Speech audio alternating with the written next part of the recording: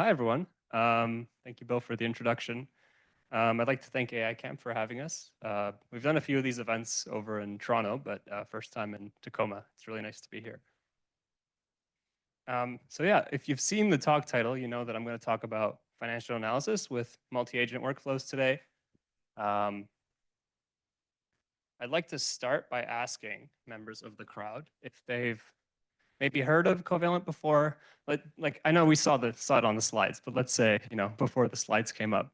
Anybody heard of us by any chance? Okay, no one. Great. Perfect. Fresh audience. So what I'll do today in a hopefully fairly casual manner is just walk through one example of what you can do on the Covalent platform. In this case, a financial analysis example using an LLM. But before I do that, I'd like to also just briefly introduce Covalent, since I guess no one's heard of it. Oops. Oh, there we go. Okay, so what is Covalent? I have a nice sentence up here that's maybe too small for most of you to read, so I'll read it out loud. Covalent is a compute platform or an infrastructure platform that integrates the robustness of HPC with the agility of modern container orchestration to deliver a very flexible platform for all kinds of compute. So you can do a bunch of AI stuff on here, but it's not necessarily just for AI. So if you come from maybe a scientific kind of background and you're familiar with the traditional style of HPC scheduler, something like Slurm, you have a pretty bare bones like command line interface to a scheduler that sits on top of this massive compute cluster that maybe belongs to a university or it belongs to the company that you work at. And users can submit like little scripts that will run a one-off job and give you a result. So that's like one side of the universe. And then on the other side, we have kind of modern cloud concepts with containerization, scalable workflows, multiple users, maybe different applications being deployed in their own containers. But the issue is that the left side doesn't really have the convenience of the interface of the right side. Meanwhile, the right side isn't really tailored for doing high compute jobs. And what Covalent aims to do is kind of bridge that divide. So Covalent is, well, the way you interface with it is fully Pythonic. So you don't need to learn any of these rather difficult, let's say, cloud tools like maybe Terraform, Docker, Kubernetes, none of that. From the user's perspective, it's just entirely in Python. And you deal with, in principle, just three primitives that we call electrons, lattices, and services. So I'll go into like a real example of what those are, but just briefly. So electrons are like little tasks. A lattice is a workflow made of little tasks. And a service is like an electron, except it's long running. It's a service. That one's self-explanatory, fortunately. And I'd like to jump in right from here just to a quick Jupyter notebook. Oh, that's hard to see. Oh, no. You guys bear with me while I change to a light theme.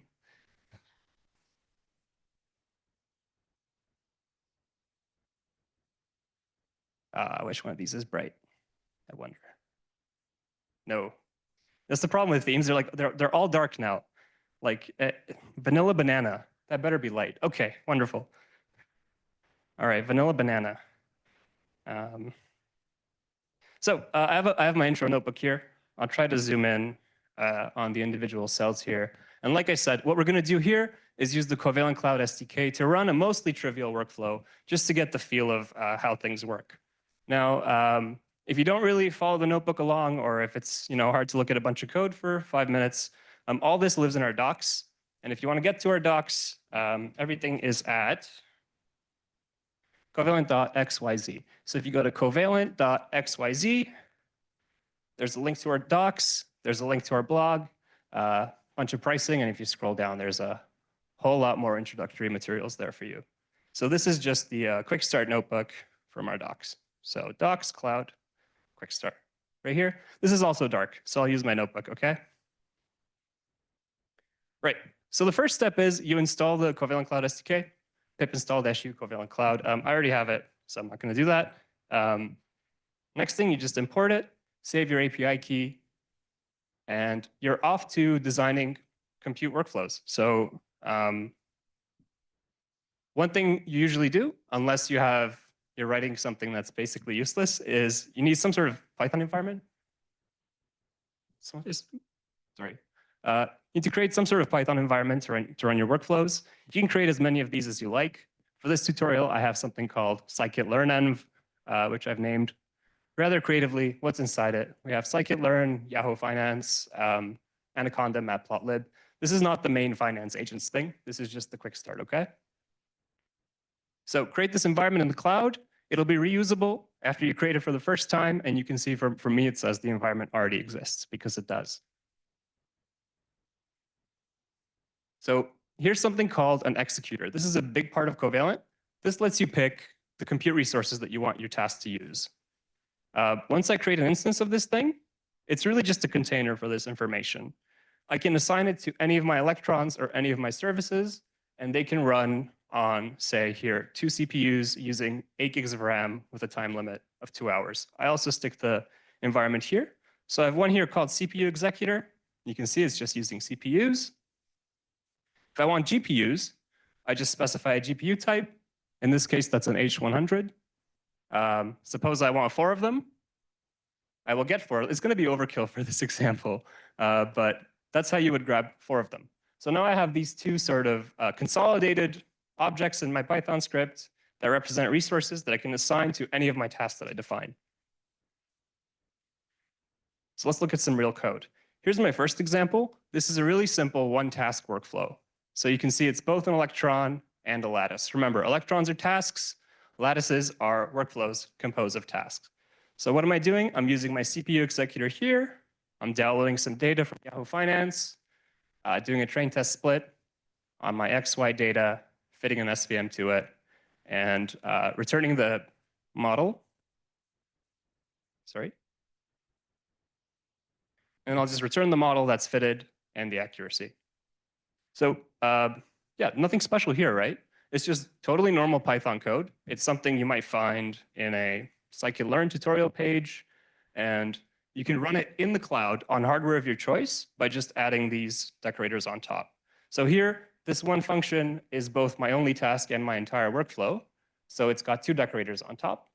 But I'll move on to an example that's a little bit more, has a little bit more parts just below. So if you recall, I mentioned we have electrons, lattices, services. Now let's look at an example of a service. It looks much the same.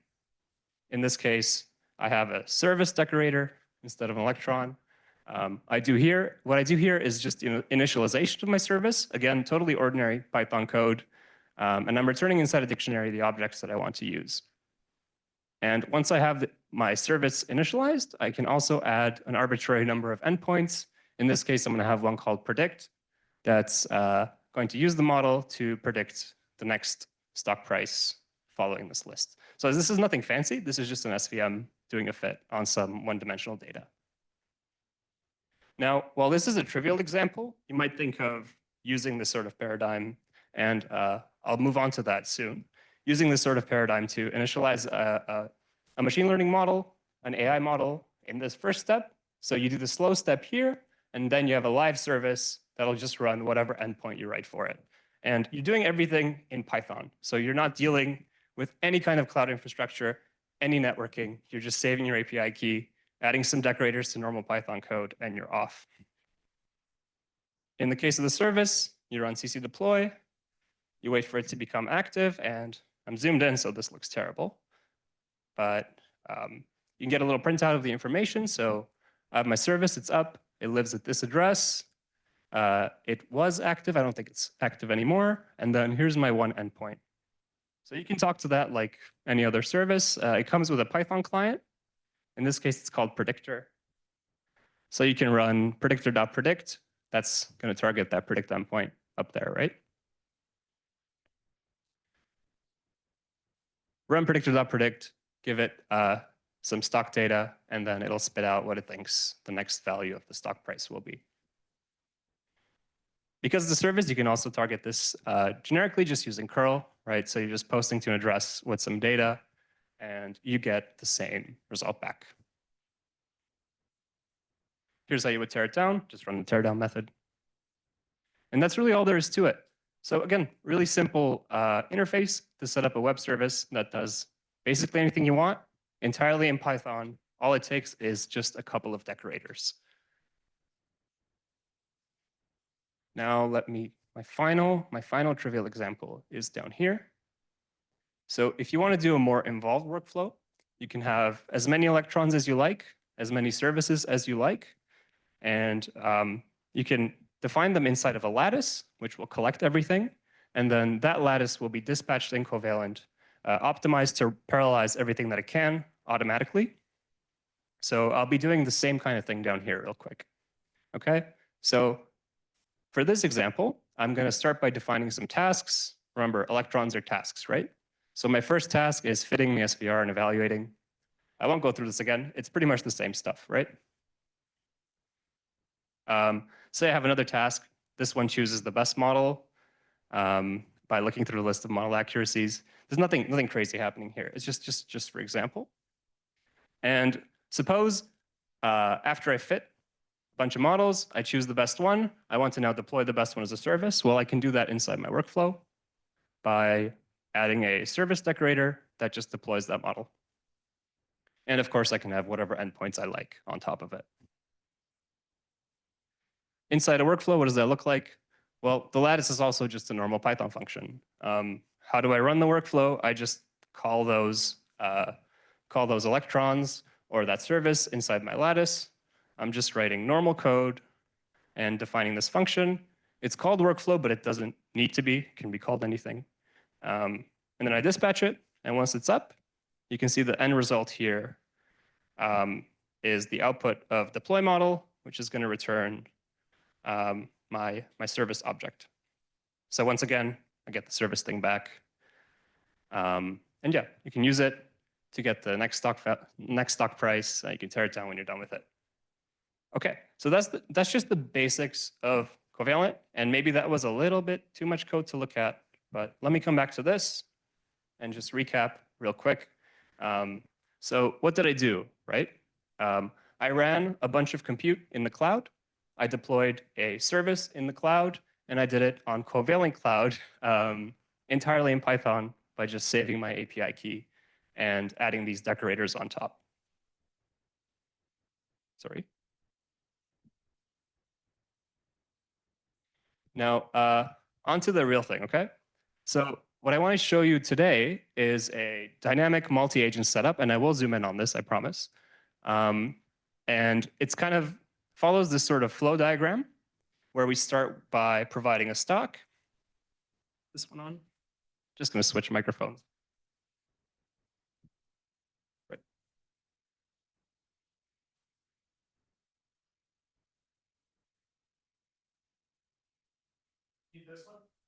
This one works. Thank you. Okay, yeah, so we're going to start by feeding this thing just a ticker symbol. It's going to start by analyzing some news. So I'm going to have a tool here that's just going to use a bunch of APIs to gather news data and an agent to analyze the news for key themes. Then I'll have a second agent that's going to actually recommend new agents based on the news content that I receive. So depending on what people are talking about for the given stock, I'm going to have an LLM look at that information and say, hey, maybe you need a financial performance agent, or you need a competitive landscape agent, et cetera. So those are the guys in this blue box here. The reason they're dynamic is because you don't predefine what they're going to be. So the types of agents that this agent creates for you will depend on the particular stock and the news about that stock at a given time. Once I have that, I'll feed the types of agents into a search term agent, which will tell me what type of further articles to gather. I'll gather those articles, and I'll feed them finally to a set of predefined agents. These guys, unlike the ones on top, I will hard code. So down here, I'll have key findings. Oh, I'm sorry. It's not zooming in on that screen. I'm so sorry, guys. I thought it was zooming in the entire time. That's really unfortunate. So let me just tell you, okay? So down here in the bottom box, I hope you can make out at least that there are 5 boxes down here, and they're all different types of agents. What these guys are going to do, they're going to specialize in reporting certain aspects of the news and of the gathered data. So I'll have key findings, opportunities, positive factors, negative factors, risks, etc. Now, this also, the notebook I'll show you, is based on something in our docs. And once again, to get to our docs, you just go to Covalent XYZ, click on the docs link, go to cloud. And I believe this particular example is just down here, building a dynamic multi-agent financial analyst with Llama. Okay, so if you want to find this later, that's where it will be. It's just in our docs. All right, so let me show you what this looks like in my notebook here. So step 1, import Covalent, save my API key so that I can talk to Covalent from my laptop. In this case, I'm running an LLM. I'm going to be using Pydantic to try to enforce a certain structure of response from the LLM. And this is also going to help with that. And I'm going to need pandas just to organize the data. So when I create my environment in this case, I'm going to call it Finance Dynamic Multi-Agent. And I'm going to have these things inside it. They're just normal pip dependencies. And once that's ready, I can just use it in any part of my workflow. I'll just have one executor in this case, and that's going to run the Llama model that's going to represent the LLM backend for this entire thing. I'm going to switch to the other microphone. This one's really echoey, unlike the other one, which seemed okay. So just 1 second, please.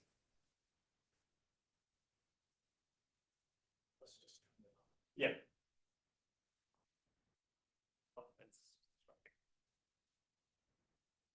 Sorry, guys. You guys have been very patient. I appreciate that. Thank you.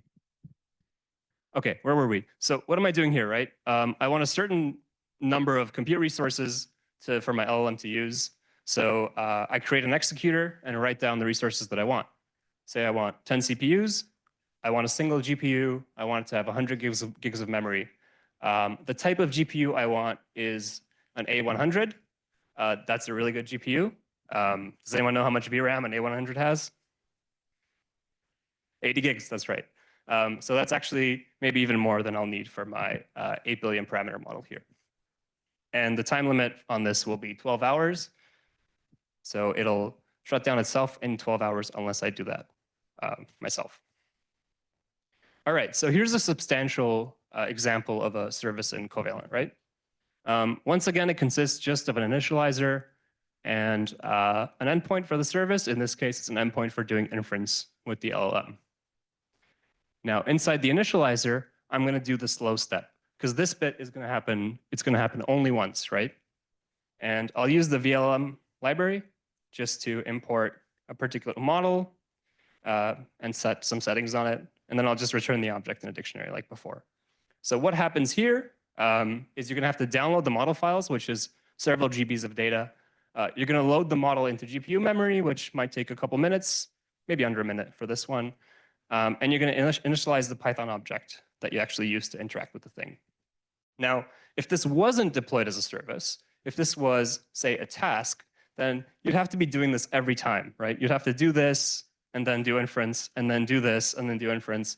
And there's no way to build really a real-time application where you have 10-minute overhead. So in this case, when it's defined as a service in Covalent Cloud, the initialization will happen just once, and then I'm free to write whatever code I want that uses this LLM object. What I've done here is created just an endpoint called generate. It takes a prompt, a schema, max number of tokens, and a couple other parameters, temperature, top P. What happens in there? Really nothing special. Let me just find the one important line right here, llm.generate the prompt. So when I deploy this service, what do I get? I get where's the particular example? I get a Llama 3 8 billion parameter version, trained on a certain type of, trained to be instructable with a certain type of prompt. And that's going to be running as a service in Covalent Cloud for me. It's going to have that generate endpoint, and I'm going to build my entire agentic workflow on top of this thing. So that's really all the Covalent-ish stuff up here. From here on out, I'm just going to define the different types of agents. I'm going to show you how they work, and then we'll see the kind of results they produce. To start with, I just have an agent class. All of my agents will be instances of this guy. Zooming in here. Too much. What do I have in here? It's really just a convoluted way to tell it to use a particular prompt with a particular format. And what informs that is the name of the agent, the role of the agent, the function, and like I said, the format. Now the format will be JSON, and that's really important. So if you can't get the LLM to respond to you in a structured way, you're going to have to write a bunch of super complicated code to parse its output. And if you're doing that and trying to build an agentic workflow, it's difficult to connect a bunch of different agents together because the outputs are unreliable, right? Or it's just super inefficient. So what I'll do is I'll pass a JSON schema here so that I can basically parse the outputs as a dictionary. Now, the principal function of this agent class is to produce a prompt with this function here. And what will be in that prompt will be something fed to the LLM. So it says, you are a certain type of agent. Your role is a certain thing, and your function is to do a certain thing. Now, based on this, do the task you're given, and to encourage it to produce a structured response, or at least a response that lacks superfluous data, superfluous information. I'll just say, don't respond with anything else except the text directly relevant to the given task. This helps a little bit, but with LLMs, it's never 100%. So what you'll see in my code here is a couple try except blocks, which means if there's an error, just try again. Now, that's nothing to do with Covalent. Of course, it's just a quirk of LLMs as they are at the moment. If anyone's figured out how to get them to respond with perfect structure all the time, yeah, please let me know, okay? Yeah, and what's going to come out of that prompt method is this thing called the full prompt. Does this look familiar to everybody? This sort of thing, right? So I have these, let's call them tags, that outline certain sections of it. So there's a system prompt, there's an input prompt, and a format prompt. This bit will contain the role and function. This bit will contain whatever we sent to it when we use it. And this bit will be empty, or it'll have the JSON format that I will also pass to it. So part of this prompt is saying that, please adhere to the JSON format, please. So that'll be in here, or there'll be nothing there, okay? Cool. First agent. Oh, no, I'm sorry. First, I have my tool, right? Let's go back to the picture here. I'm so sorry that I can't zoom in on this, but here it's a tool. It's the initial news analysis, okay? So this is the thing that's going to collect just the news about a particular stock. Here's how I've implemented it. Maybe I won't spend too much time talking about it. It uses a ticker-tick API to just get a bunch of news articles. Now, it doesn't actually download those articles. So actually what it gets is stuff like this. It's more like metadata about the article. So in the next cell, I have another function that uses the newspaper library to actually download the articles.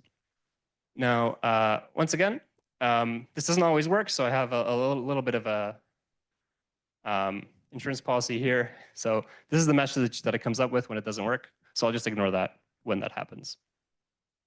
So by the way, the stock I'm using here, I think I glossed over that bit.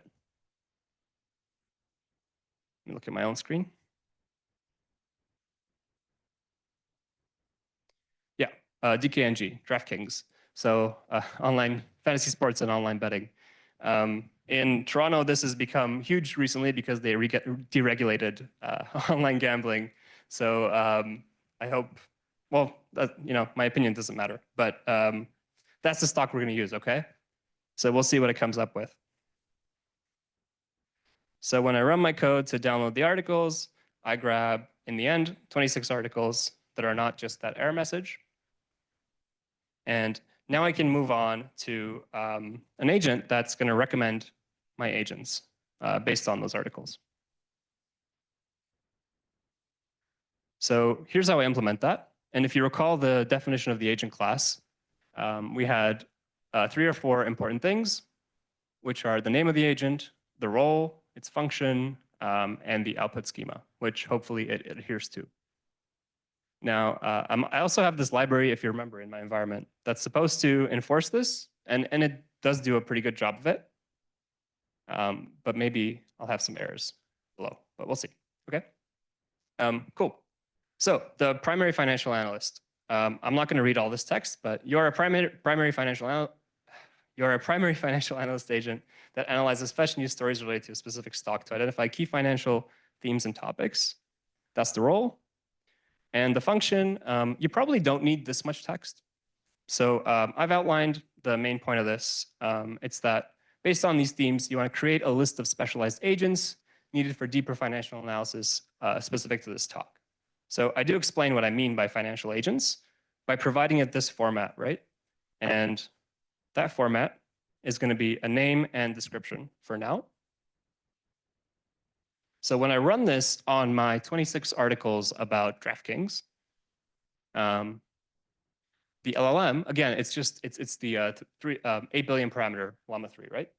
So the LLM recommends to me the following 5 agents. So it says, let's have an AI revenue streams agent.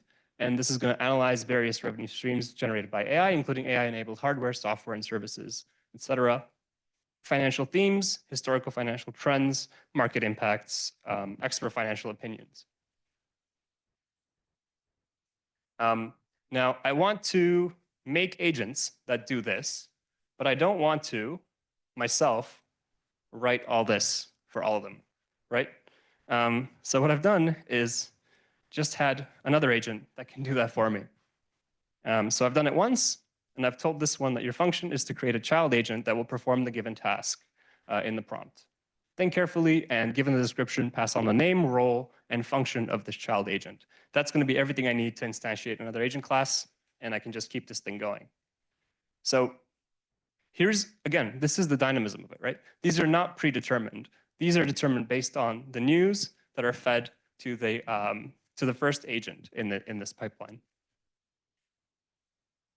And now I have my creation agent, and when I run my creation agent, it successfully creates 5 new agents. Next up is a search term agent. It does something similar. This is going to identify additional search terms based on the particular agents that are being targeted. Once again, name, role, function. Your function is to read through the provided financial news stories about the given stock and the list of analyzing agents with their specific roles. Based on this information, you generate a list of search terms that will help fetch relevant articles from various sources for analysis by the specialized agent. It's a lot of text when you're working with LLMs, a lot of text. So suppose I want to run that agent.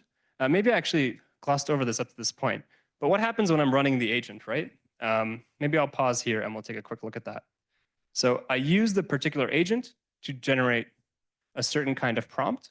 So I pass it a little bit, a little string just containing the information I want. That gets formatted into the prompt specific to the particular agent, which is based on these fields, right? So it gets formatted based on the name, role, and function of this agent. That's just string formatting. That's nothing AI going on there. And once I have those prompts, I just use my Llama client here. This is my Covalent Cloud function service from the very top of the notebook. And I feed it those prompts. That's going to be all the information. That's going to contain everything about the agent and everything about the input. And I ask it to enforce a certain schema once again. And that's how I get my results. This is what I'm doing with every single agent in the notebook. Right now, we're looking at the search terms. So when you run it, you can ignore all my little safety logic here. Once I run it, I get a bunch of search terms for the particular agents. So for my revenue streams analyzer, I get these guys over here. Looking at this, I would think I probably need to refine my agent definitions a little bit. These are less search terms and more sentences, themes maybe. I think a search term is usually maybe a word or two. But nonetheless, it works okay. It just doesn't necessarily understand exactly what I want it to do. So my search terms agent is giving me search terms for all my dynamic agents one by one. Oh, actually, I think I'm doing it in parallel. And I've just printed those out here. So I have search terms for my financial theme agent, historical trends, market impacts, and finally the financial insights. Okay, so now I have a bunch of search terms. I'm going to use Google News to get some more articles or some more news about the particular stock and the themes about that stock identified in the particular search terms. Here is a cell that I think I'll skip this. How much time do we have? This is just me using the Google News library for Python to download a bunch of articles and thread pool executor just to do it in parallel. Now, if you want to go all out, you can probably take the agent class and subclass it with an agent that's able to do this in a more fancy way. So maybe automatically do this based on the response of the LLM object. I've kind of separated things out here just because it's easier to see in a notebook. It's easier to see the flow. Like if I had the agents up, if I had a different agent class somewhere up in the notebook, I think what's happening would be a little bit obscured, even though that's probably better code. But nonetheless, this thing will grab some news from Google News for me. There are some errors while I try to do that, but that's okay because we get enough news, and then I can proceed to perform my analysis with each of the dynamic agents. How do I do that? Again, right? So I use the agent class to produce a certain kind of prompt. I collect all those prompts into a list, and using my definition of my service, it can actually take a list of prompts. So I'll pass the list of prompts. It's more efficient to do it in a batch than to do it one by one. And each prompt will be explaining that it's, with the text generated by the agent, it'll say like how it needs to be done, in what context are we doing the analysis, et cetera. So it'll produce a list of analyses, one from each agent. So I have 5 here. I'll render this nicely at the end. So I'm just printing it here to see that we get some text back from relating to each one of the agents. Okay, nearing the end now. What I want to talk about now is the reporting agents. These are the guys at the bottom box that is unfortunately difficult to see. These ones are going to take all that data generated by the news articles we fetched, processed by the dynamic agents that the top LLM defined, and we're going to use these guys to extract particular kinds of data. So if you want to go a step further, you can repeat the same process down here and have things that you're reporting on also be selected by an LLM. It wouldn't be too difficult based on all the examples up there in the notebook. But if your reports need to adhere to a particular format, which I assume is commonplace, then you can just define them yourself. So what I have below is just more text defining different kinds of agents. I'll spare you me reading all this, but we'll have a key findings agent. Maybe I'll read the first one. So you're an expert financial analyst agent that extracts and summarizes key findings from analysis reports provided by the specific specialized agents. I have my positive factors as well, my negative factors, opportunities, and risks. So these are all instances of my agent class up top, which once again just produces a certain kind of prompt that I'm going to feed to my LLM backend that's running in Covalent Cloud. So I've written a quick function here to run my financial analysis for me. And what that will do is use those agents up top to talk to my Llama client once again with a bunch of prompts. And I've wrapped it in try except, made the code a little bit uglier just so we can do some retries. And then finally, I call that function here. And I'm just going to collect things in a dictionary like this so I can make it nice and pretty at the end. And you can see here a couple times where this didn't really work out for me. But that's OK, because in the end, I got reports from all 7 of the reporting agents. So last thing, surprise, surprise, one more agent to create the final summary. You can think of this guy as the consolidation agent. And it has a rather complicated output schema in this case of specific things that I want to see at the very end. So if I'm talking about the DraftKings stock, maybe I'm interested in a buy rating like a number from 0 to 1 or a percentage that says, it's a buy rating. It says whether or not you should buy this, 1 being absolutely, 0 being heck no, don't. Same idea for risk factors, long-term recommendations, short-term recommendations. Maybe I want to grab the market sentiment out of all that information, sector impact, positive and negative factors, summarized in a slightly shorter way. So I take all that. Again, this is just the schema, right, for my last agent. Pydantic is really cool in that it will turn this into JSON that I'll just pass to my LLM as the format out of my last agent, which is my comprehensive analysis agent. Cool. So I'll take the summary. I'll take the final analyses, and I'll use the prompt method on my comprehensive analysis agent to create a prompt for my model. And once again here, I have my Llama client for my LLM service in Covalent Cloud. I'll feed it the prompt. And then update each of the analysis sections in that dictionary from the top. Cool, so now we get to see what it said. This thing that I've hidden here is a bunch of HTML to make it look nice. And this function is a Python function that also helps it look nice. In the end, we display a markdown object, whatever, that has the final report in it. And the sections of this report, again, will come from text generated by my comprehensive agent. Cool. All right, DraftKings, let's see. By the way, this is not financial advice. So yeah, the buy rating is 70% with a positive market sentiment and a medium risk factor. The impact on the sector, which I suppose is gambling and fantasy sports, is positive, and we have some recommendations for long and short term. Again, so these are based on the outputs from those particular agents. The comprehensive agent took all that text and kind of turned it into, yeah, you should buy it, or in the long term, buy it, in the short term, hold it. So this might say, for another stock, sell, for example, instead of holding. Okay, positive factors, strong performance in Q1 2024, growing presence in news markets, AI revenue streams growing rapidly. Negative factors, proposed tax hike in Illinois, high competition in fantasy sports and online gambling industries, regulatory changes. So where did it get that information? Like, I just fed it news articles and it was able to give me this, right? I think that's pretty cool. It figured out that there's going to be a tax hike in Illinois. Awesome, right? Like, if you don't have LLMs for this, you can hire people that will probably do it better, but it'll take them, you'll have to pay them. It'll take them hours to read through all this. But with my little Jupyter notebook here, I'm able to discover news, read them, analyze them, and report them in whatever way I want.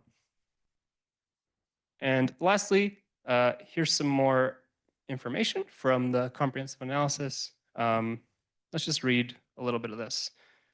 So based on the analysis from the AI revenue streams analyzer, financial themes agents, historical financial trades agent, et cetera, what do we have? Revenue streams, cloud AI services, AI-driven software, and AI-enabled hardware are emerging trends in the AI market, generating revenue through subscription fees, licensing fees, data, and processing charges. DraftKings, a fantasy sports and sports betting company, has a strong performance in Q1 with revenue growth and a significant increase in adjusted EBITDA. I don't even know what that is, to be honest. Does anyone know what that is? Okay. Earnings before. See, you guys are smart. You guys should be up here. Okay. Financial themes. The fantasy sports and online gambling industries are experiencing significant growth with over 50 million players and $10 billion in annual revenue. Wow. DraftKings is expanding into new markets, including Brazil, and has a strong presence in the US sports betting market. Well, I don't have to read all the rest, but the point is, this feels like a real report, and it's actually quite informative. Now, again, this is not financial advice, and you would probably have a human at least double check this. But nonetheless, I think it works really, really well. There's some key findings as well, recommendations. Like I said, this is all in our docs, so you can go in there and look at the example there. I think I ran a brand new instance of it in my notebook. So in the example in our docs, you might see slightly different information as well. Sweet. So I won't read through the conclusion, but when you're done with it, you can just use the Python client to tear down your service. Or actually, Covalent comes with a full-fledged UI, which I've not yet mentioned. So here's my account that I'm logged into at the moment. I'll go into my function services. I hope you can see that little card there. It's kind of dark, but my LLM is active at the moment. I'll just tear it down because I'm done with it now. Sweet, and that's it. Now, let me just return to my slides real quick. Before I wrap up, actually, let me ask, Bill, how am I doing on time? 5 minutes, okay, great. Yeah, so Covalent Cloud, we are a compute infrastructure program. Oh, so sorry. We are an AI infrastructure platform. We provide a very convenient Python interface that lets you do stuff that would take you a team of engineers to do in another setting. You can sign up today and get $20 free credit by going to covalent.xyz, covalent.xyz, right here, following this link and signing up. I think the agent stuff I ran cost much less than 20 bucks, so you could probably reproduce that on your own if you do get the free trial. And yeah, I just want to say once again, visit our docs. We have many more examples beyond finance. We have a bunch of LLM examples, hosting chatbots, hosting stable diffusion image generators as services. And if you happen to be interested in stuff other than AI, then there are a couple scientific computation tutorials in there as well. We're on GitHub, agnostic HQ at /Covalent. This is the open source core of Covalent. It doesn't give you any GPUs unless you already have them, but it's really cool software. And I'd love for you to check it out and give us a star if you do. And we're at the GitHub offices, so now you have to do it, okay, this time. The website, covalent.xyz, that's going to be the 10th time I say that. I hope you remember it. And we're also on Twitter /X at Covalent XYZ. This QR code goes to covalent.xyz, okay? Thank you so much.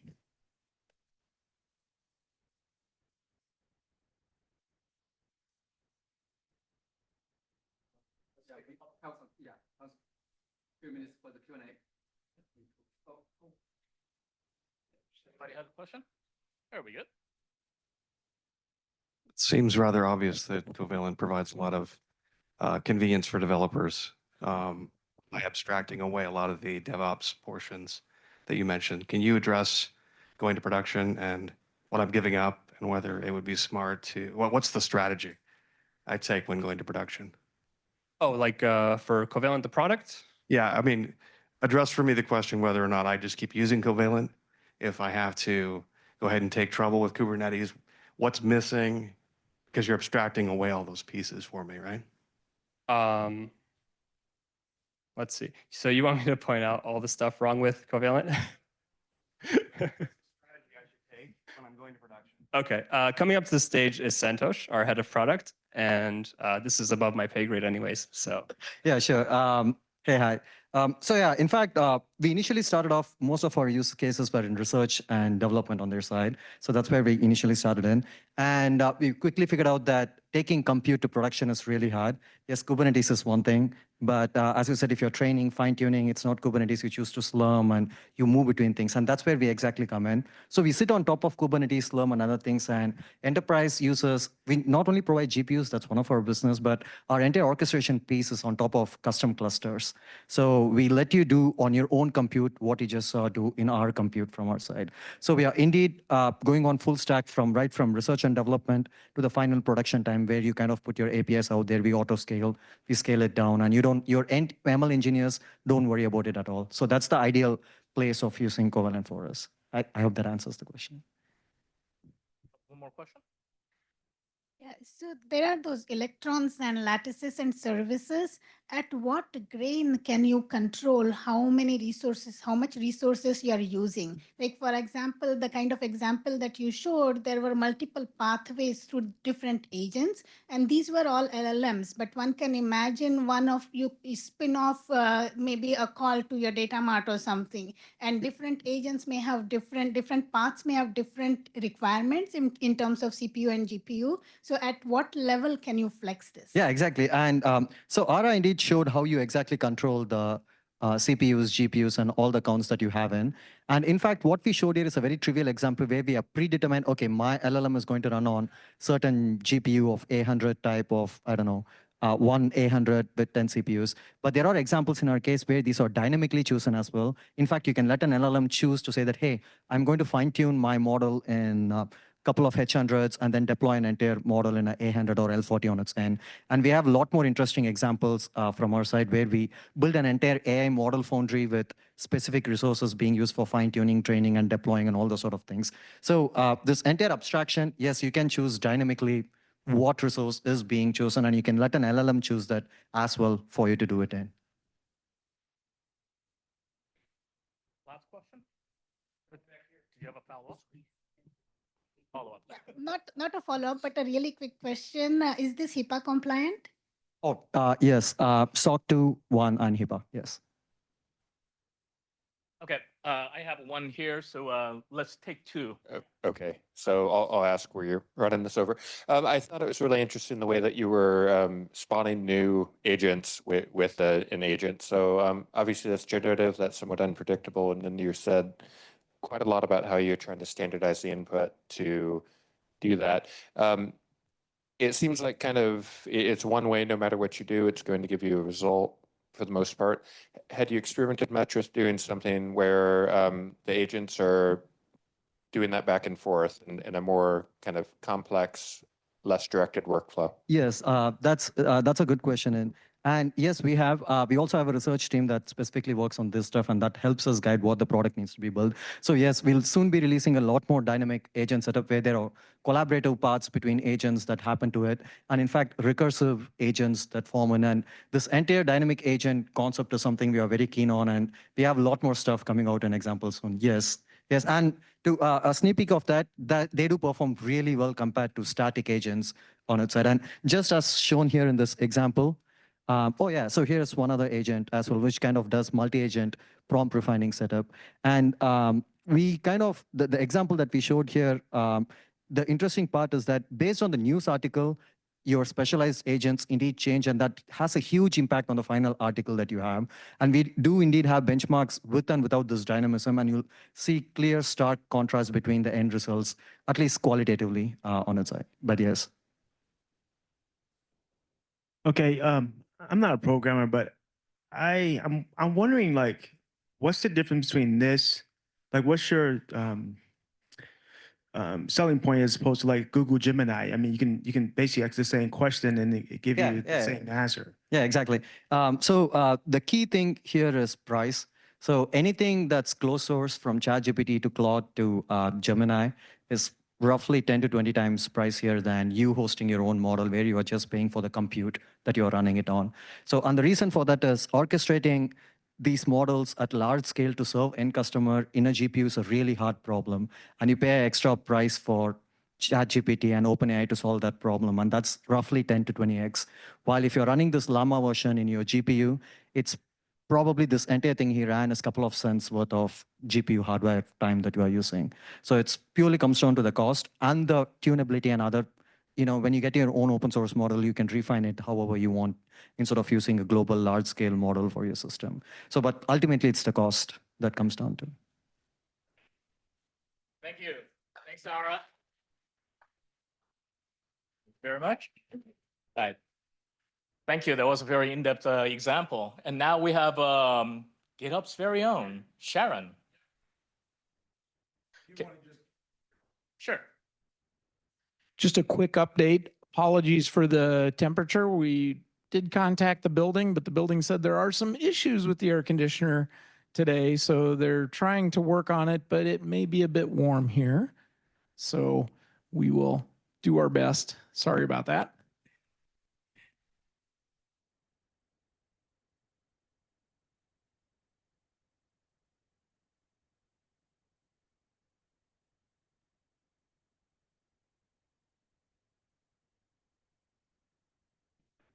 There's back there by the bathroom, there's also cups and a water dispenser there. So if you need water and if we run out of water bottles, there's cups back there. So.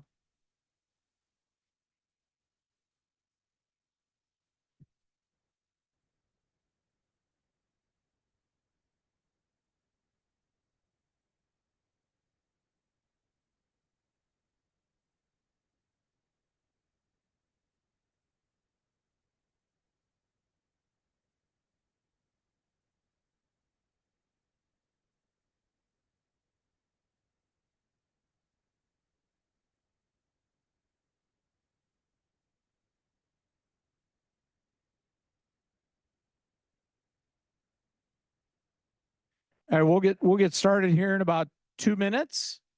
Just so everybody knows, about 2 minutes.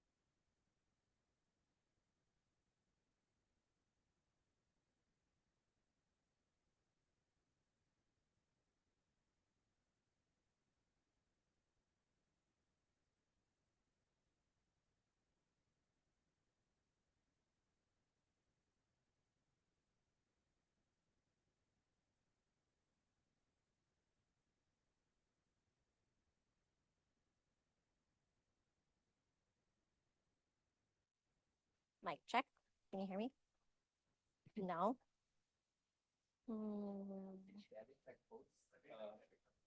Dave, you told me to use this. Hello? It's not close to you. Hello? Hello? That works. Okay. Maybe I need to bring it really close. Hello? No. Yeah, maybe I'll just hold it. Hello? All right, I think we're ready to get started again. So please take your seats, everybody. Please take your seats.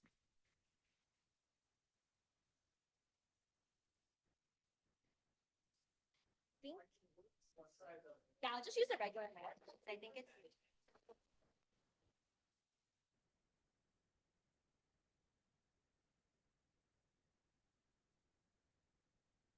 Pausing an echo. Let's give that a try. Hello? All right. All right. Hi, everyone. I'm Sharon. I'm a product manager at GitHub. Really apologize for the heat. I'm going to keep this short and sweet because I'm sure all of us are very hot. But I'm a product manager on GitHub Copilot, and specifically, I lead all of our areas around extensibility. And so today I'll be sharing all about GitHub Copilot extensions, as Dave talked about, which we recently released our limited beta in May. So for today, I'm going to go over a couple things. Number one, like what are Copilot extensions? What do I mean when I talk about it? Number two, how do you actually use Copilot extensions? We're going to do like a live demo of how these actually work. And number three, I'm going to talk a little bit about how y'all can even build Copilot extensions. That's kind of a key reason why we're here, is enabling the community to actually start building on top of Copilot. And then lastly, I'll end a little bit on roadmap and Q&A. Cool. All right, so what are Copilot extensions? So this is kind of a overview screenshot of what it is, but you can imagine in Copilot chat today, you can actually invoke, and we were talking about agents. We can call these agents or extensions, and be able to talk to these extensions within chat. And with Copilot, the reason why we embarked on this is that there's been a lot of releases over the last few years. We started with our flagship autocomplete if you are Copilot users.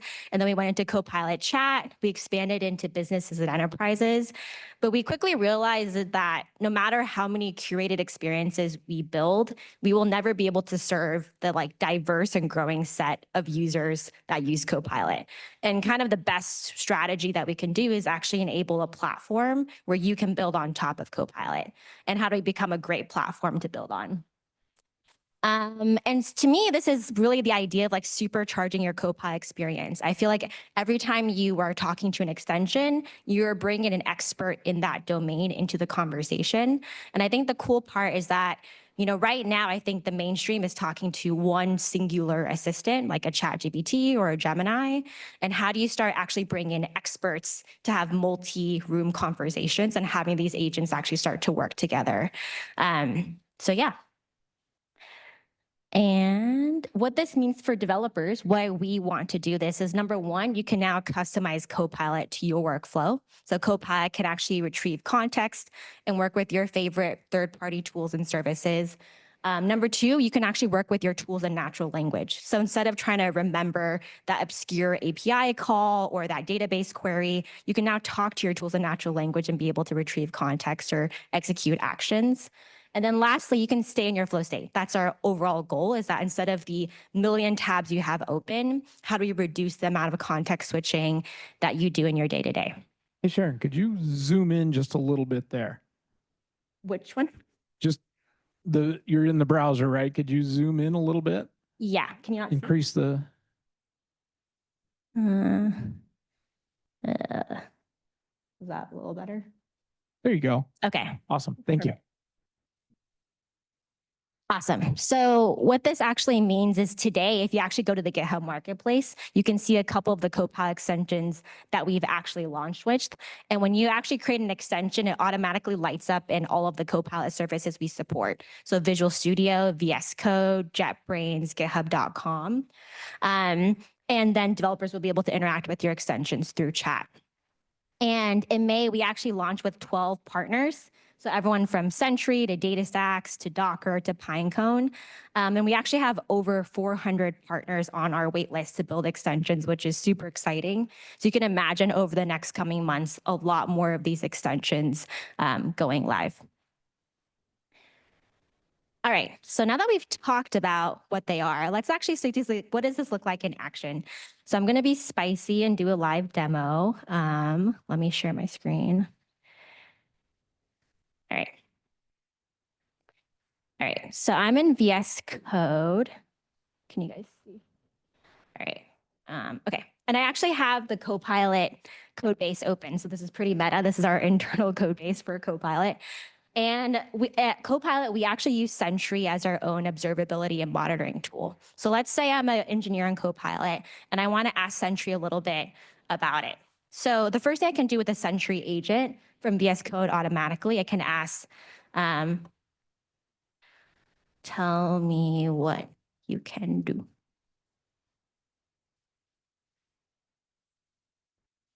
All right. Awesome. So Sentry is telling me, all right, so the Sentry agent, I can retrieve issues, I can look at transactions, I can resolve issues. So I'm going to say, tell me my top issues. So what Sentry is doing behind the scenes is it's actually looking at all of my issues within Sentry and seeing which ones are the most relevant to me. So these are a couple ones for me to look at. And the pretty cool thing is from here directly, I can actually get a direct link to Sentry if I want to actually dig in more. But I would say usually as a developer, you're not really looking for issues. You're usually handed issues and problems to go and look at, right? So I actually have an issue pulled up. Let me find it with all my million tabs. All right, cool, sure. So we're saying, customers are reporting issues with 500 errors. This is Accenture exception that we're seeing. So I'm going to copy this and just say, all right, tell me about.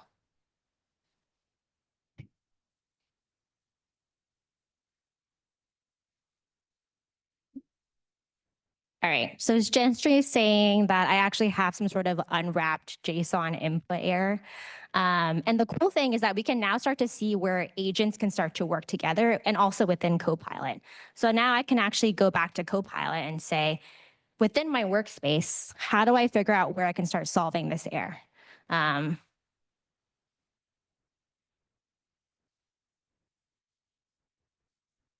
maybe I'll keep this shorter.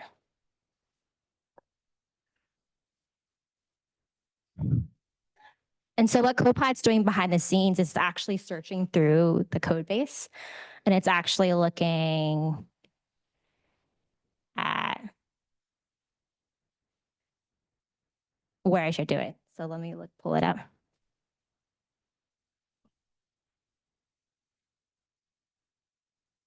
Okay, so there's a couple of places they're suggesting within this like doc search skill file that I could probably look at. So this is where the error could be, but if I want to be able to fix it, I can actually go to workspace and do fix.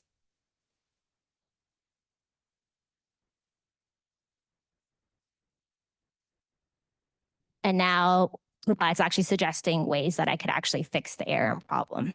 And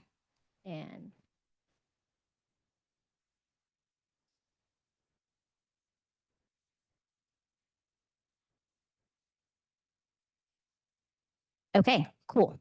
So if let's just say the world was magical and I actually did resolve the error, I can actually now go back to Sentry and just say resolve that issue number. And the cool thing that we've also implemented with extensions, you see this confirmation dialog pop up, which is that if an extension ever tries to take some sort of mutation action, so like a non-read action, we require extensions to show a confirmation just for that extra step of consent with the user. So the user's not going ahead, the agent's not going ahead and creating or deleting databases that are unintentional. But this is just a very early demo of the power of extensions. And extensions are honestly very early. Sentry built this agent, I think, in like 2 to 3 weeks. And so we're really excited over the next coming months how these extensions just improve over time. And you can even imagine these extensions being multi-agent conversations within Copilot. Yeah, okay, let's switch back to the actual presentation.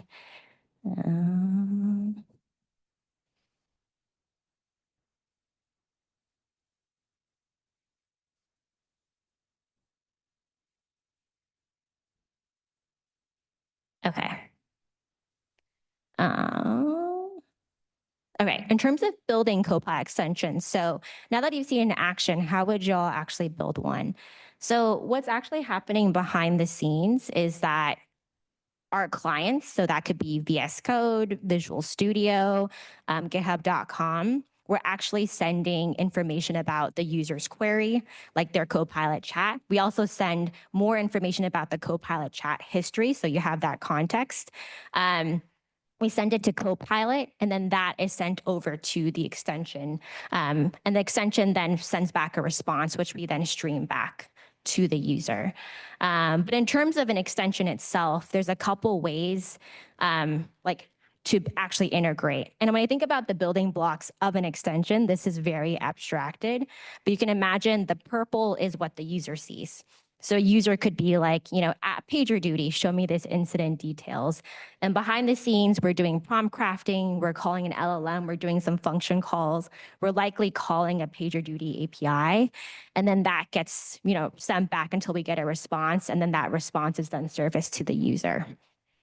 So the first way to build an extension, I would call this the hard way to build an extension, is you can build an agent. And so basically we give you full control in terms of prompt crafting. We just route you the chat history. You can use an external LLM. You can use your own LLM. You can use Copilot's LLM to make the call. And then we basically, the platform basically serves more like a proxy to serve the response back to the user. So these are for our partners who want to have that very high granular control in how they want to serve their response. The second option for extensions are skills. And so maybe for an extension developer, they're like, I don't want to build a full-fledged agent, but I have an API call that would be really helpful. So PagerDuty could say, here's an API call for get PagerDuty incident details. And that is something that we then build as a plugin. And then the platform would actually take care of when we invoke that API call. So this is similar to ChatGPT plugins. And yeah, so those are the two ways to build extensions. And so in terms of our roadmap, today, if you're interested in building extension, you can become a Copilot partner. Here's the link right there to sign up and actually start building extensions. We are kind of prioritizing like larger or mid-tier companies, again, because we really want to be able to work with a smaller set of partners to be able to build higher quality extensions. In about a month, we're actually opening up Copilot extensions for use through a waitlist. And so right now we're in limited beta, so it's invite only. But I was talking to Dave and Bill about sharing a waitlist, the waitlist link as soon as it's available to this group. And so you can sign up and then get access and play with extensions like I was just doing. And then at Universe, as Dave was mentioning, this is end of October 2024. Extensions are going to be available to all Copilot users, and extensions are also going to be available to all builders to start contributing to the ecosystem. And so you can imagine some really cool tooling that we're working on to make that possible. Yeah. And then lastly for Q&A, I mean, this is mostly open questions for y'all. I have some questions for you, which is one, I'd love to hear what are your top use cases for extensions? Like when I pitched the idea, what were you like? I really hope that they're thinking of this. Which partners are you most excited about? That helps me prioritize who we're working with. And then lastly, just what are some general considerations around extensibility and generative AI? I think there's like deeper stepping back ethical questions as well that are part of it that I'd love to hear. Yeah. I'll kind of throw a couple of things in there as far as top use cases. One of the blog posts I included earlier was our announcement about extensions, and there's half a dozen little video snippets there. Sentry was one, Octopus Deploy. The Azure team is working on one where they say at Azure, how many OpenAI solutions do I have deployed, in Azure and things like that. But going through those videos, I think you can begin to see, because this is brand new, right? So this is kind of a new mindset on things. But check those out and see what that sparks in your mind. How would a person working in Visual Studio Code want to say, at my solution, what information can you give me, or how can you help me improve this thing, and other things like that? Yeah, maybe there'll be a Covalent extension. That's exactly what I was thinking. Thank you. Yeah. So Oh. I've got an idea. It's probably not original, and let me know if this is kind of outside of the bounds of what extensions are meant to do or can do.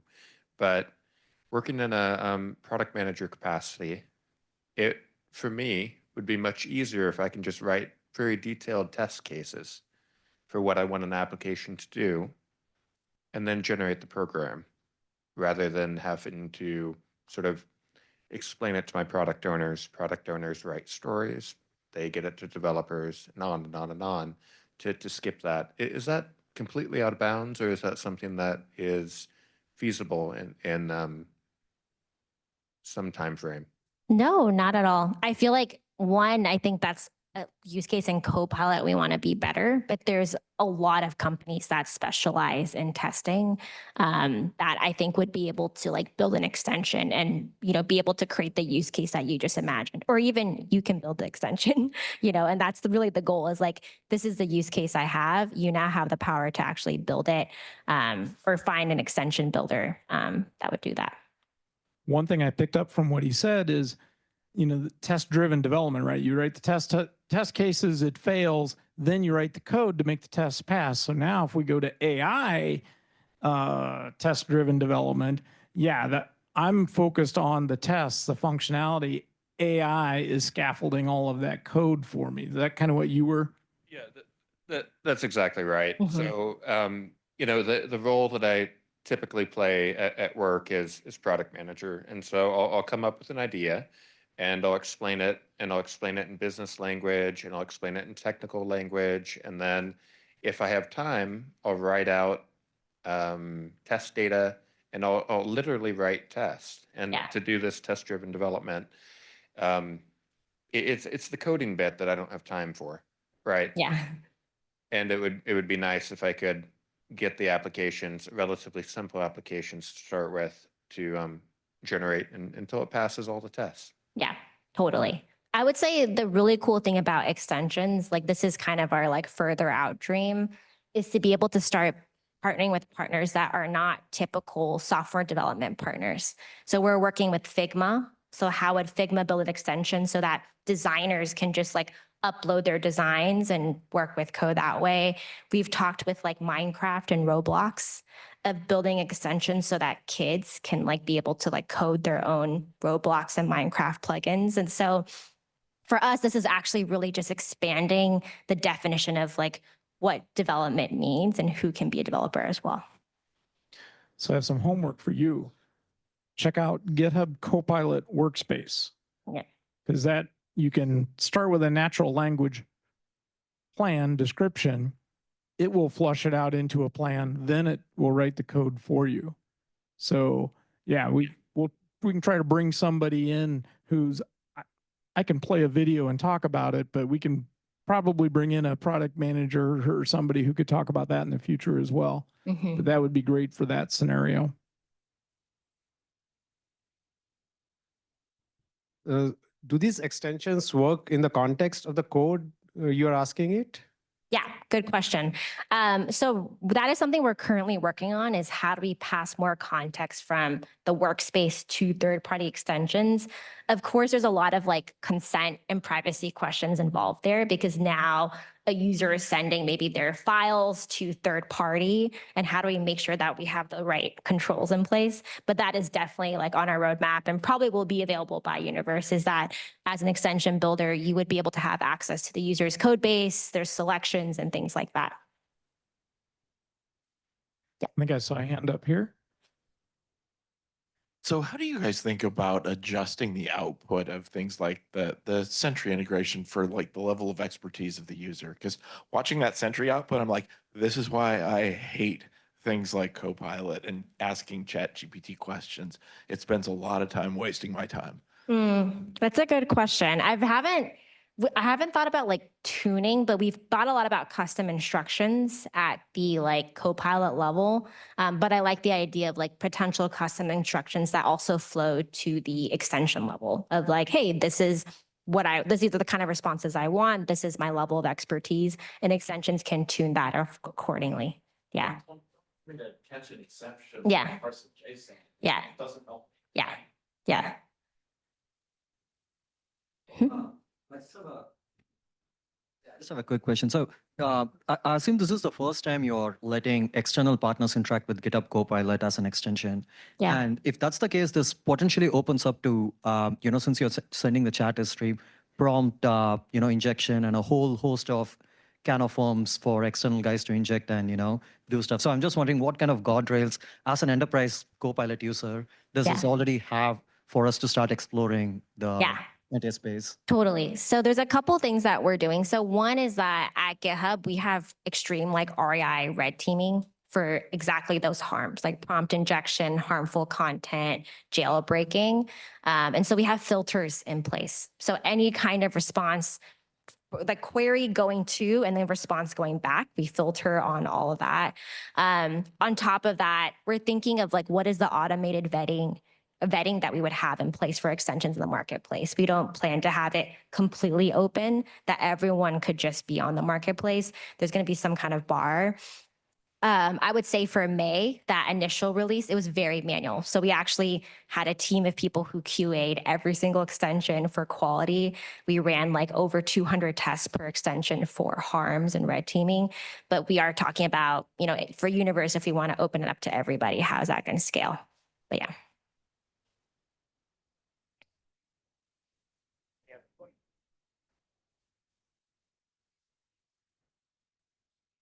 Sorry, I can go all day. What about reverse engineering undocumented, either undocumented program, undocumented API, undocumented hardware, other people's proprietary hardware, any of those things?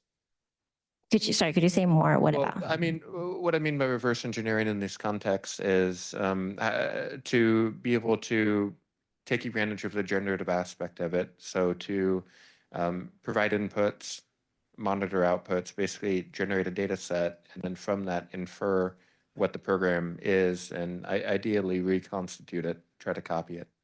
Yeah, I think that, let me know if I'm saying it right, but usually, for example, I think a lot of what we're also building kind of behind the scenes, a little bit separate, we're building a lot of like GitHub native capabilities into Copilot. So for example, within Copilot, you can say like, summarize this code base for me, or tell me what this file does, or get me the summary of this issue or discussion or PR or something like that. So all of those would be all built into Copilot chat. I don't know if that's answering your question. No, that makes sense. And Yeah. so I've definitely played around with that sort of thing. I guess what I'm talking about is when you don't have visibility into the code itself, so that instead you can.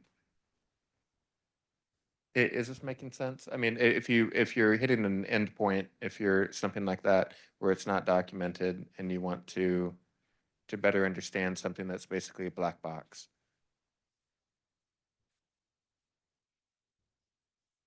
I'd have to look into that. Like, I think just based on the inputs and outputs, you mean, of that endpoint? Yeah. I feel like I need to see if like, let me get back to you on that, if like Copilot can solve that. I think there's also a lot of access questions, which is like, if you don't have access to that code base, like how much information should we be sharing about how it works, versus being able to just give you what information you have based on what information you do have, if that makes sense. Yeah. Take a last question. I have a generic question. So you showed an example where you asked Copilot about your code. And I'm just thinking how do we refresh how soon after I land a pull request and it appears in the code base, how soon the LLM will know about it, and what's the lag? And Yeah. I will have to ask our team. So we do like indexing, but I don't know that refresh index and like that cadence, but I can check in terms of what that would be. Yeah.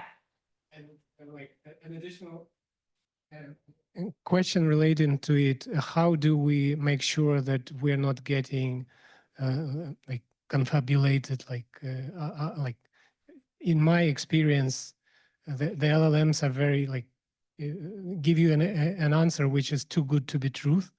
It says like you go to this tool or to that part of code and you change that parameter. You do a search and there is no parameter, no tool like that. So how do you deal with just like made up hallucinations? stuff? Yeah. So I think that is something that we do try to make sure, and I have to, again, talk to the indexing team, but they've done a lot of work to make sure that when you're asking questions about your code base in Copilot, that it is very much grounded in that. Of course, hallucinations will always happen, but I think we've tried to do a lot of work to reduce that, especially. Yeah.